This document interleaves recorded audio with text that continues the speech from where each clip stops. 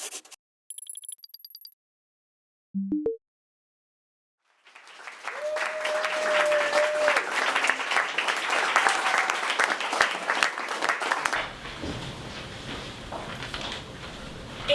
the year 2000,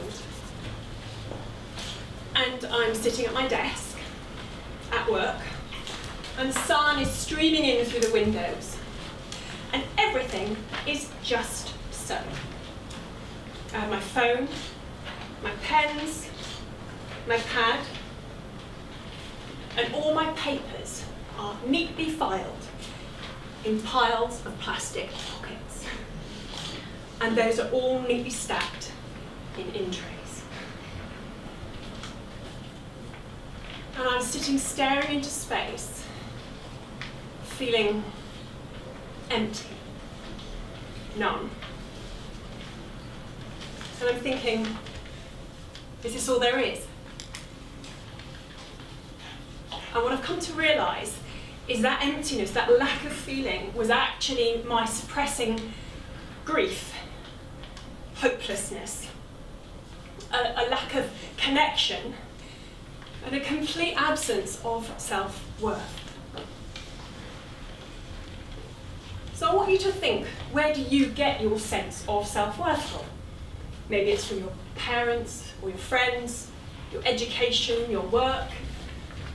When I was growing up, when I was really little, in the home I felt quite loved.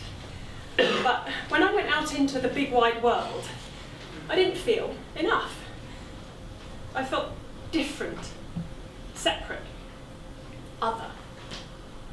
And it didn't get any better when I went to school, because I was the freaky white kid with a Michael Jackson afro. And kids can be cruel. So I learned to hide a bit of myself. And I built an exterior and people didn't mess with me. Then in my early teens, I found dancing. And suddenly, I was in a place where I was enough. I found I was better than most of the people in my class, and I had some moves. In fact, I still do. And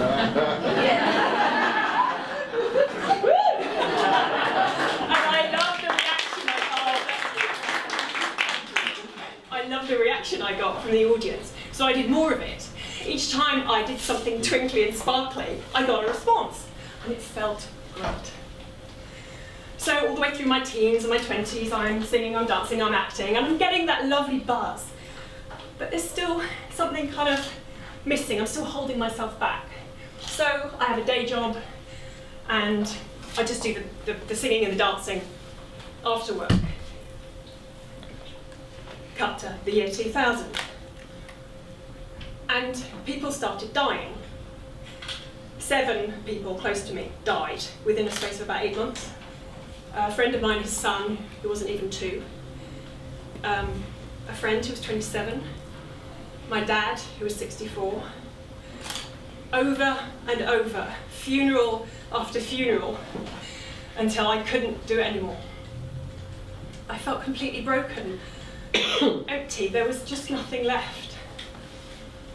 And I'm sitting at my desk, the plastic pockets, and this utter kind of white-knuckle perfection on the outside is in stark contrast to the maelstrom of rage and fear on the inside.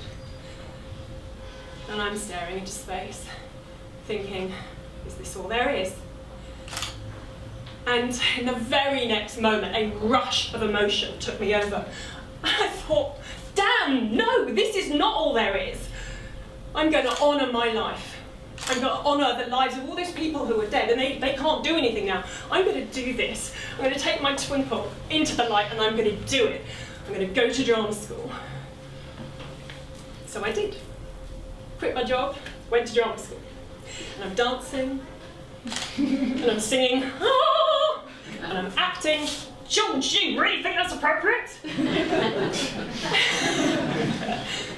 But it's still not enough. I still have that lack of connection. And I came to realise that all of this audience stuff, this love, it was external. And I was like a junkie waiting for my next fix of good enough. When the applause came, I felt fantastic. But as the applause died off, so did the feeling. I left drama school, got an agent, did a bit of work, not much, and I started to teach singing to just earn some money. And I'm imparting all my technical knowledge and performance knowledge, and they are doing really well, but I noticed something is holding them back.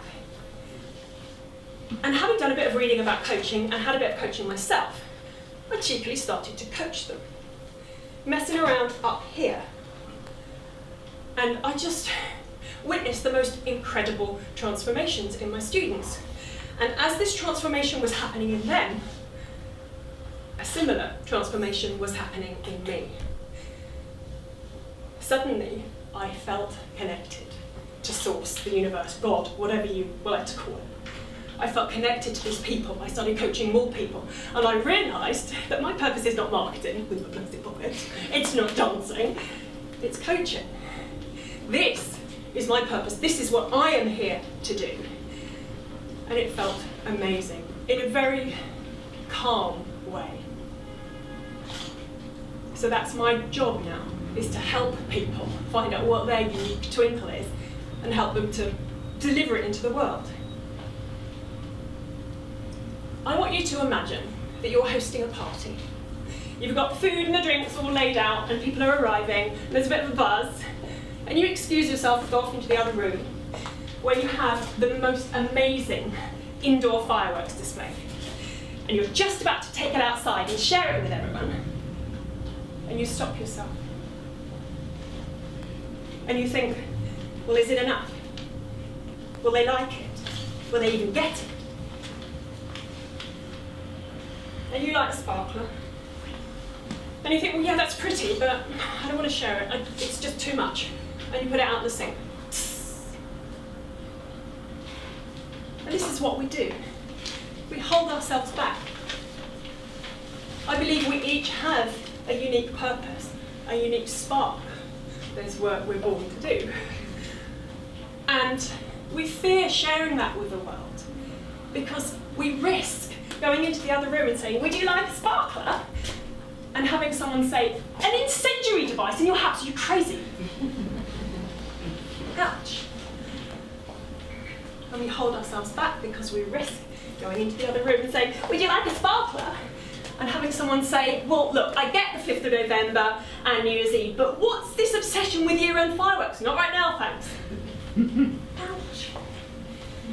But where we actually have to focus our attention is when we say, would you like a sparkler?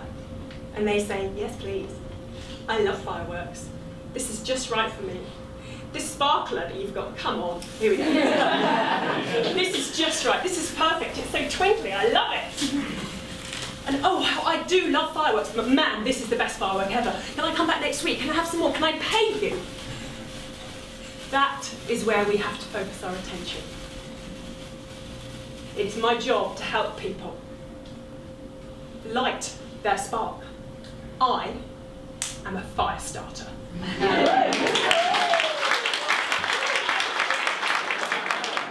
Not by a long shot. So I want everyone to share their fireworks. I want you to take that indoor fireworks display and share it with your friends and your family.